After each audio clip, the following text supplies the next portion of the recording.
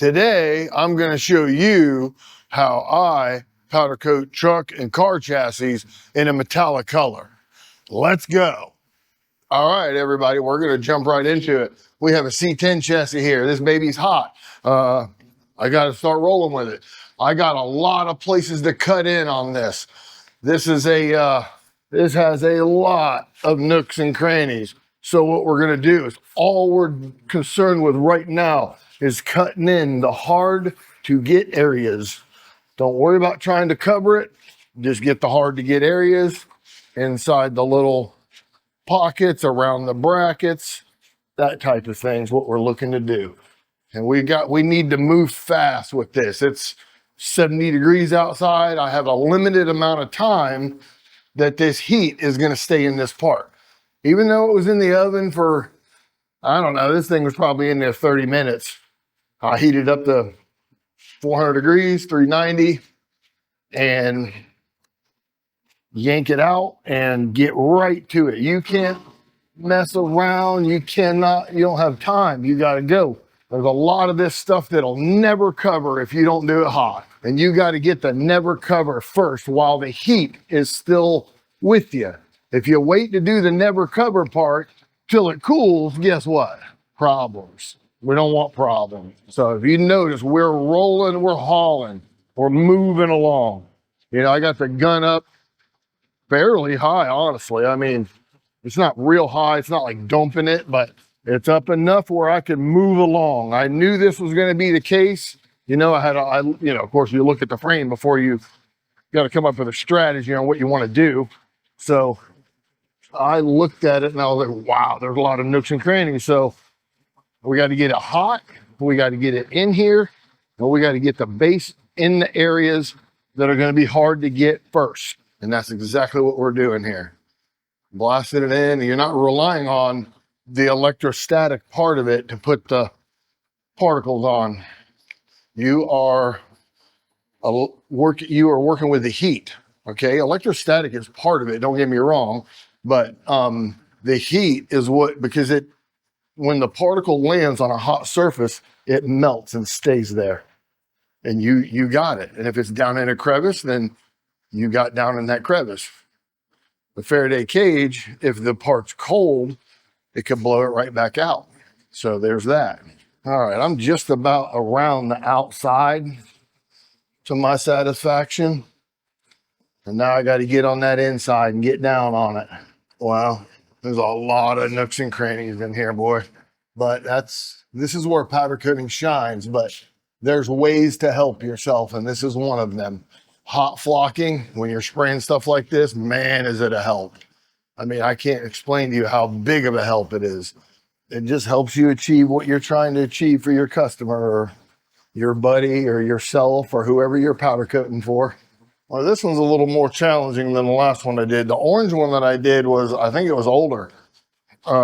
This is an 80s model, I believe, and it is a little more challenging, a lot more bracketry on it in places where it's all riveted up, and it's, you know, you can't expect the customer to take that off, although I would have liked him to, but you can't expect that. All right, we're getting around pretty good. I'm gonna stop coating the field. I keep wanting to do that, but you gotta resist that. We got more nooks, more crannies. The color I'm spraying here is called Shredded Silver. It is a prismatic color. It is a heavy metallic silver. Of course, it requires a clear, which is what we're going to do next. We want to make sure that we get a good coat of base that's nice and smooth. All right, now we're cooling down a little bit. It's time to pump up the volume. Wow, there's a lot of nooks and crannies here, guys. I mean, this is a challenging spray here. To be honest with you, you got to remember to try to look at it from all angles too, because there's a lot that you can see when you get down that you can't see when you're standing up. We got a lot of the areas that are going to be difficult on us. We've nailed them. What I think I'm going to do now is start spraying the field. I'm going to go back here around these little knuckles and spray these little cast iron pieces that are in here. Need a little love. Then I think I'm gonna go start filling it in. Once you start getting the heat where it doesn't really melt anymore, you can go back and start filling the field in. What I call the field is everything that you didn't cut in. And I'm willing to bet that this is gonna take 2 coats of base. It's looking like a 2-coat of base type color, which it is what it is. I mean, whatever it takes to make it so it's covered and it's done right. That's really what matters.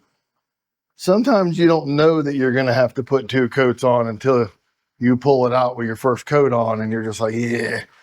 You know, if you got a lot of spots where you can see through it and things like that, that's not great.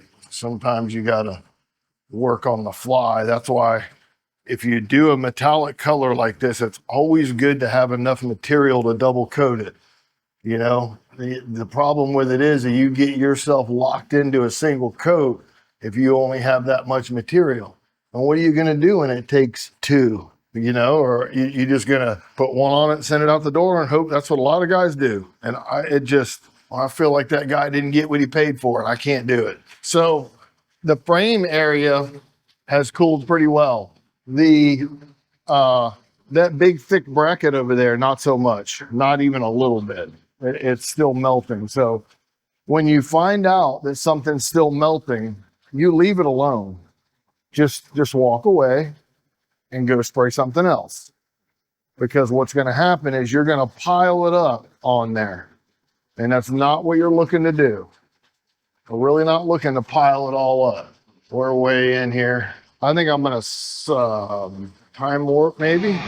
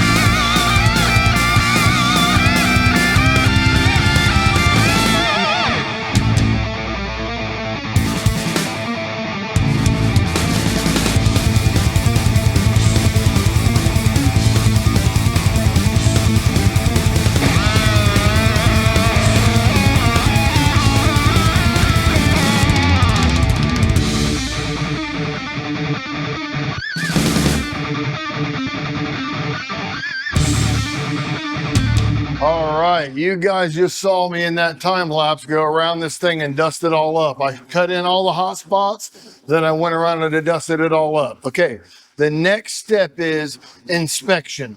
Okay, right now, I think I got it all. Okay, that's what I think. All right, so the way that I do this is I turn the lights out and put the flashlight on my head, and I'm able to walk around and I'm able to see any bare or shiny spots. So that's our next step. I'm gonna run around this thing for a few minutes. Now, just go through and inspect everything. Look in all your corners, look, you know, you don't have to get insistent about it.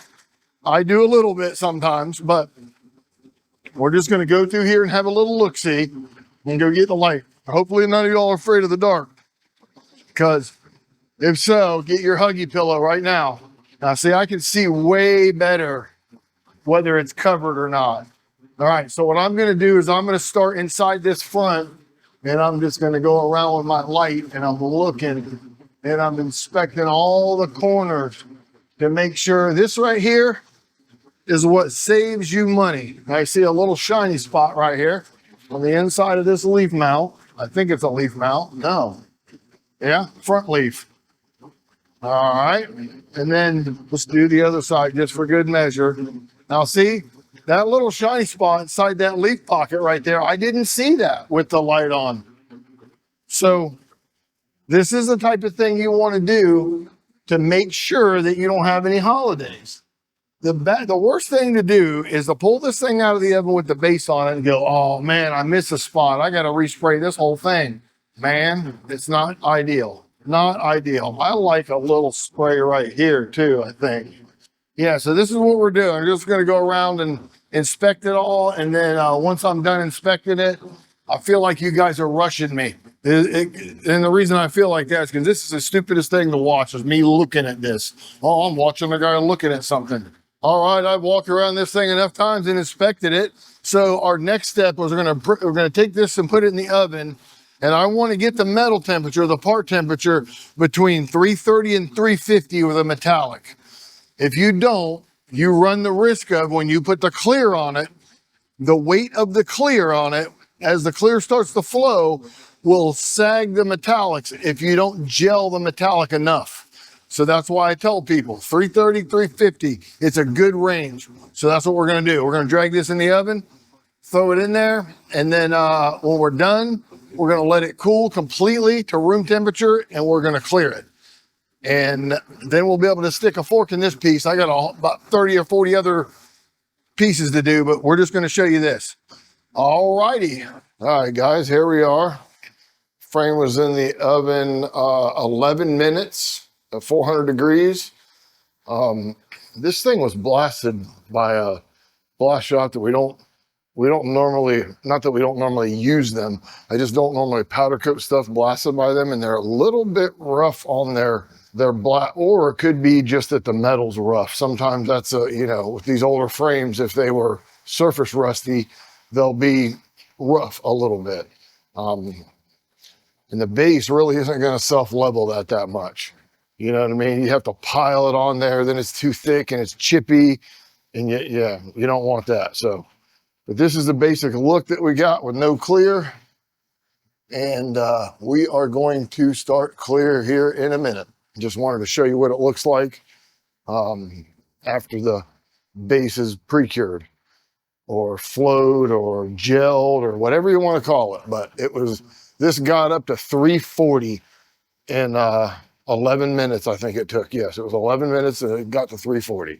So, and that gives you good information for your cure, because I already know it takes 11 minutes to get to 340. So it's going to take, I don't know, 14, 15 minutes to get to, 370, which is, or 375, which is what my cure temp is. Maybe a little less than that. I might even, I'm going to set it for 15 and check it.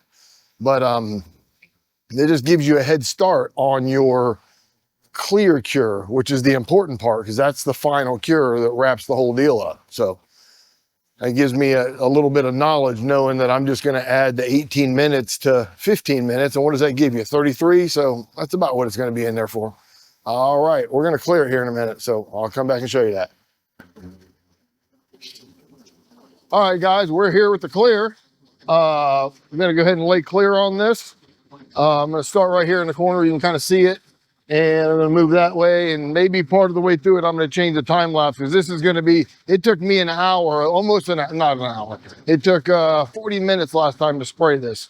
So what we want to do is not bore you to death with all that, because it's boring. I mean, I'm bored. I know you're bored. All right. So what we're doing here is trying to maintain our gun distance and just put a coat of clear on it. Your natural reaction is going to want to be where it don't want to go on there to dive in there. Don't do it. Don't do it. You got to kind of finesse it. You can't force it in there. See how I got my gun distance a good distance away? I so badly want to show you what it does when you put the gun too close, but I cannot do it, especially to this. But yeah, I could tell by how it's going on the surface here that my gun distance is good. When you are watching the solar wind or the current, the corona on the end of the gun push the powder off and it makes like weird patterns, that means you're too close. That is a good indication right there that you need to back up. And if you back up a few inches and it quits doing that and it starts going on like in specks or part, you don't want it to, matte on, or I don't know how to explain it. You want it to go on in particles and then slowly fill in and cover. Does that make any sense? You don't want it to, I don't know how to explain what it looks like. That's why I kind of want to show you, but I can't do it to, especially something this big. That's a big ass no. You cannot do it. And plus, I'm going to have a hard time forcing myself to do it. I mean, I just know better, and I tend to avoid that type of stuff. And as you see, the clear tends to go on pretty quick. Okay. And here's another thing I'll tell you. You can get the gun closer if you keep the gun moving. Okay. See, I can do close passes, but you're really playing with fire, you know. But if you have to do it, you need to come cruising through quick. And then, you know, and I'm not close now. This isn't I would say for clear, 6 to 8, 10 maybe inches or more, maybe even a little more, depending on the shape of the part that you're shooting. But I would say never closer than 6 on a clear, if I had to put numbers on it. And honestly, I'm not getting out measuring tapes. You don't see me doing that. I just go by what it's doing. I can tell by what it's doing, whether it's, and different powders are a little different. You know, sometimes you might have a powder that charges better than another one, and it, you know, it acts weird and it wants sometimes metallics want the gun further back. All right, we're going to go down this side. I'm going to go a little bit and blabber a little bit more about clear, and then we'll go time warp and wrap this baby up. The big takeaway here, though, is on the clear, you have to let the gun do the work. Don't try to get where you think you're going to force it on and all. You know, it's 5 o'clock. I'm going to tell you right now, that clear don't give a darn what time it is. It can't even tell time. The clear's like 5 o'clock, who cares? I'm going on how I want to go on. And you can't rush it. And if you do, it's going to show you. That's where a lot of problems come from, is people just not letting the gun do the work. It is an electrostatic process. That's how it is. That takes time. It's not like paint. You can't just travel down it and transfer material from the gun to the part. Don't work like that. It takes a little bit of time out there in the air, fluffed out there. You know, that's just how it is. And you have to allow that time. But then you can't stay in one spot too long. So does that make any sense to you? It's kind of a catch-22 in a way. So that's, you know, that's the mental demons that you're fighting while you're spraying this. You're like, oh, I need to get this, but I can't stay here too long. And it's just, you know, it's a balance between the two things. And a lot of times, if you got to get on in there and you got to do something, keep it moving. Come in and out. You can't just come in there, lay it down. Just get the gun close. Not on clear. And usually once you aggravate it, it's aggravated. It's mad. And then it's hard to get it unmad. So on this particular setup here, it was a little rough. You know, the frame was a little rough. And I tried to put a lot of base on it, but you can only do that to a point before you start affecting the coating. You know what I mean? And I tried to do what I could to help the smoothness of it, but it ain't as smooth as it could be. Now, with clear, you can offer a little more help sometimes, because a clear is kind of made to build a little bit. The base, if you build base, it just, it tends to have a weird look. You tend to get saggy issues. And, you know, the base, I like to try to spray right at or near the recommended mil thickness. And I guarantee you the profile was more mils than the on this. So I don't know if it was the blast profile, to be honest with you, or if it just had been like a surface rusty piece of metal. That happens also. You know, you got a surface rusty piece of metal and it's like I don't know, I guess I call it micro pitted. You know, it's not big rust pits like big, you know, pits, but it's little baby pits covering the whole thing, and it just makes it rough. That's just one of the things you got to deal with on old metal. The thing about it is you can't get baited into trying to fix that with the material, because powder's not designed to fill things. You know, I mean, if you're going to fill something, you're going to use like a silver vein or some type of a effects material or a textured material is going to do you a lot better. You know, basically, you don't stand really any chance of filling much with base coat, especially silver, because you got to remember what the base is, especially silver base. Okay, it is, I would say, maybe 60% resin and the other 40% is metallic. Well, the metallic doesn't flow, and well, it does, it flows with the resin, but it's, you understand what I'm saying? It's not one of those things that can make itself smooth, or you have that issue where if it was a gloss black, something, a solid tone color, or something that didn't have metallic in it, it may level a little better, self-level a little better. It's just what I notice when I spray these. The more metallic it is, the less it does at filling in surface stuff. If it's all resin, like gloss black or whatever it would be, then it's all resin. It flows around and does what it does, and everybody's happy. All right, I think what I'm going to do is I'm going to go down this other side, because I'm all the way to here already. I'm going to go to this front, and then I'm going to turn on the super warp, and I'll finish this out, and then I'll come back and talk to you about it. If there's anything to talk about, there might not be nothing to talk about. It might just be crammer in the oven and bake it out. It's a big old dude, and it takes a long time to spray. You know, it was 40 minutes on the last to spray the base, but the base always takes longer. You know, some of it you're spraying twice, most of it, to be honest with you, because by the time I went through that thing, went all the way to the end, it's still sort of melting, so you got to go back and dust it. So, which is kind of what I wanted to do. I was trying to build a little bit of material on there, but you just can't get carried away with trying to build the base up. What happens when you do that is it winds up on the floor. And I don't mean on the floor in the booth. I mean on the floor in the oven. Yeah, that's right. It runs and drools off onto the ground. You got to be careful with some of these. But silver's not really going to want to do that, though.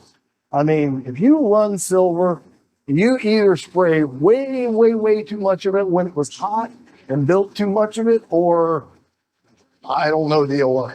That's about the only way I can think of to do it. You really have to try to run or drool a silver because of the metallics. It's harder for it to move. Does that make any sense? It's like it's got gravel in it, let's call it. You know, it's like water with gravel in it and water without gravel in it. That's such a bad analogy. It's terrible. What am I talking about water and gravel for? This is powder coating. But anyway, you got what I mean. I mean, it's the metallics are touching the metal, and when the material goes to flow, it's like a tree in the middle of a river or a tree in the middle of a flood. The water has to go around it because it's kind of pegged off to the metal. I don't know how to explain it. I'm trying to, but it ain't working. It just ain't working. You know, when it's hard to explain stuff to people. I could show you how to do this till the cows come home. Explaining it, I don't know. I try, but I mean, you tell me if I'm doing a job or not. You got to watch probably 30 videos. Like, what is this babble mouth talking about now? Just to get the idea, probably. But anyway, I'm going to stop babbling and go to time warp. All right, good stuff.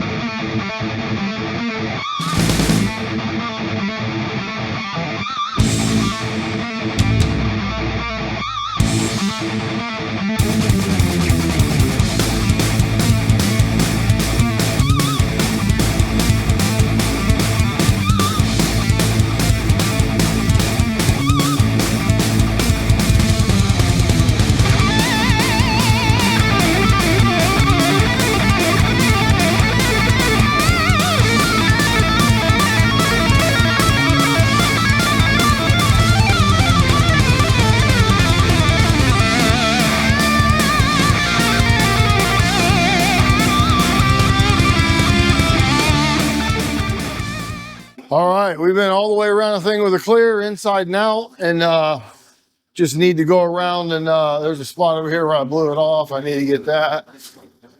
I had a little bit of oh, that's the wrong gun. I had a little bit of trash when I was inspecting a little bit, and I saw that there was a little poo in there. I had to fix it. All right, so the next step on this is for me to turn the light out like I did on the base coat and walk around and look for any shiny silver spots. Very easy to do, doesn't take very long. It's hard to miss them, to be honest with you with this. So I got a really good coat of clear on there, so it's kind of hairy. It should smooth out pretty good. So we're gonna see what happens. And we're gonna put it in the oven. I'm gonna probably bake this for 33 or 34 minutes, and then we'll pull it out and cool it and show you what it looks like. And it'll be done. All I have to do is the rest of the gazillion pieces that go to it. All right, we'll see you here in a minute.